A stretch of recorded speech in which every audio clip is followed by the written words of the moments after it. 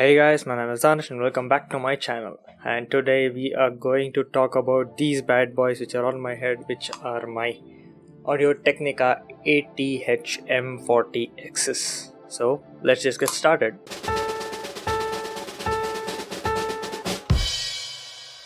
So you might have seen a fair bit of these headphones being sprinkled around in all of my previous videos, from the table shots or this connector right here, and I have mentioned them as well a long time ago for all of my LG reviews. RIP LG, if you haven't watched that, go check it out over here.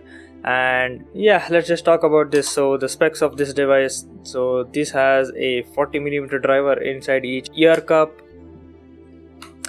Metal construction, pretty solid feel for the ratchet mechanism, very comfortable at the top as well as the ear cups.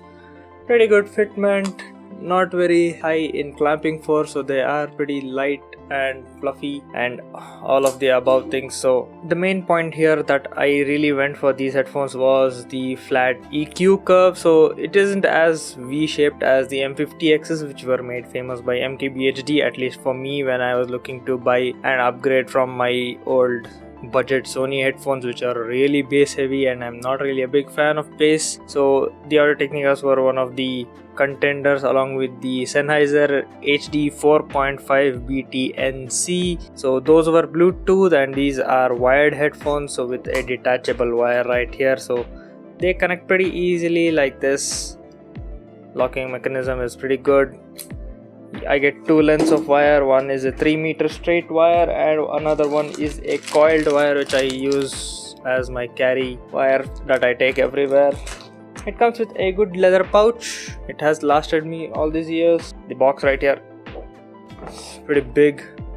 Not a lot inside left other than some paperwork. Also, the connector comes with a 3.5mm connector along with a screw-on adapter for the 1/4-inch connectors as well. And it has a 35 ohm impedance, which is not really high, and most computers can drive that.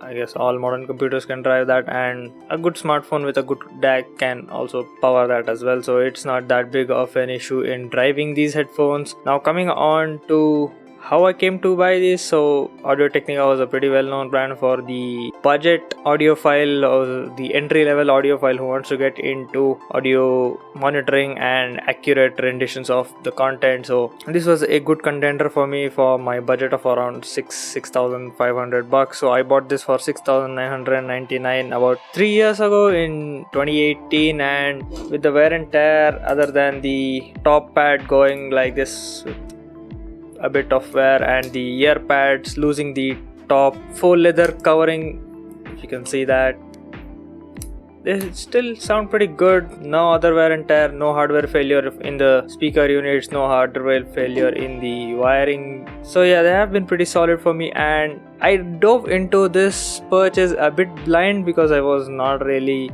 knowledgeable in this field and I was just getting into it, and I bought this out of just a gut feeling. And right after I bought this, I discovered the video from Z Reviews about the Audio Technica M40Xs and why they are better than the M50Xs, and that was a big relief for me and a bit of an entryway into the audio space. And yeah, I learned a lot from that video, and the next pads that I am going to do will be genuine sheepskin and a lot thicker pads for this, which is the ultimate end goal that even Zeus did with his M40Xs, to bring them to the best that they can perform. And yeah, I would like to do that as well. Now, the thing about Audio Technica is they are a pretty niche brand right now. Not a lot of people know about it. My cousin has the M30Xs, which are a sister model of the M40Xs, and my cousin also has the newer version of the Sennheiser BT 4.5 NC. That's a long name, which is now called the HD 458 BT. So I'm gonna have a review of that as well soon. So get subscribed to my channel and ring the bell icon to receive notifications about all of those. Coming to the purchase decision